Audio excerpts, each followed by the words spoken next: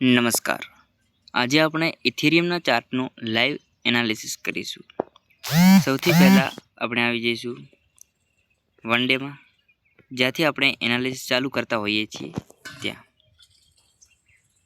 One ડેમાં તમે જોઈ શકો છો કે માર્કેટ ડાઉન ટ્રેન્ડમાં જોવા મળી રહ્યું છે.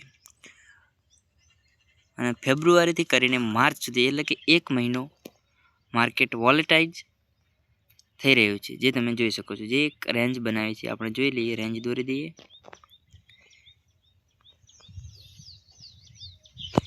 આ રેન્જની બહાર માર્કેટ જાય તો પણ ટ્રેડ વન ડેમાં કરી શકાય છે.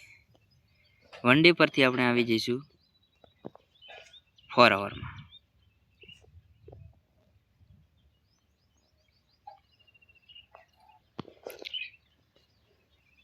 નેટવર્ક ઇસ્યુ હોવાના કારણે માર્કેટ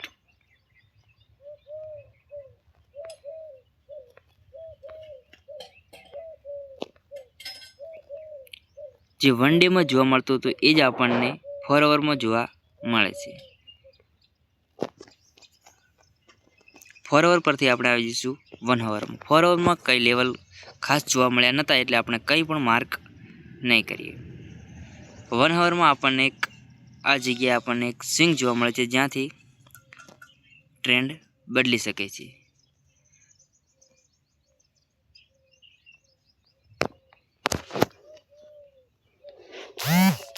અને અપસાઇડ માટે પણ આપણે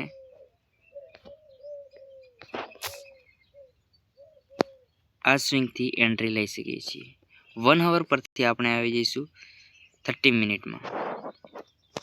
30 મિનિટમાં પણ માર્કેટ ખાસા ટાઈમથી કન્સોલિડેશન કરી રહ્યું છે, તો આપણે અહીંયા પણ રેન્જ માર્ક કરી લઈશું, હોરિઝોન્ટલ લાઈન દોરીશું. આ જગ્યાએ આપણે હોરિઝોન્ટલ લાઈન દોરીશું. જો આનું બ્રેકઆઉટ આવશે તો આપણને સારું એવું ટાર્ગેટ મળી શકે છે. આપણું ટાર્ગેટ રહેશે 60 થી 70 પોઈન્ટનું, અને આપણું એસએલ રહેશે 20 પોઈન્ટનું.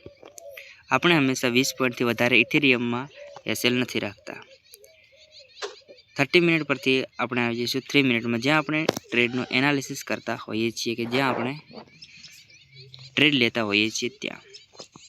3 મિનિટમાં પણ કંઈ ખાસ જોવા મળતું નથી, પણ માર્કેટ સવારના 4:30થી વાતનું કન્સોલિડેશન કરી રહ્યું છે, જે તમે જોઈ શકો છો. તો આપણે ત્યાં પણ એક હોરિઝોન્ટલ લાઈન દોરી દઈશું, એ જ્યાં અહીંયાથી આપણે ટ્રેડને બાય કરી શકીશું.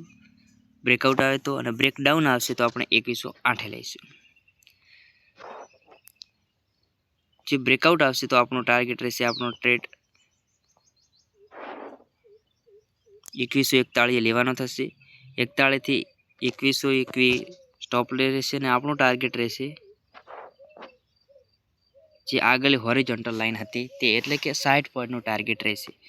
અને જો બ્રેકડાઉન આવશે તો પણ આપણે 20 પોઈન્ટના એસએલ સામે 60 પોઈન્ટનું ટાર્ગેટ રહેશે. હવે આપણે જોઈશું કે બ્રેકઆઉટ કે બ્રેકડાઉન શું થાય છે તે. આવા જ એનાલિસિસ માટે સબસ્ક્રાઈબ કરો અમારી ચેનલ ધનયાત્રા કેપિટલને. ધન્યવાદ.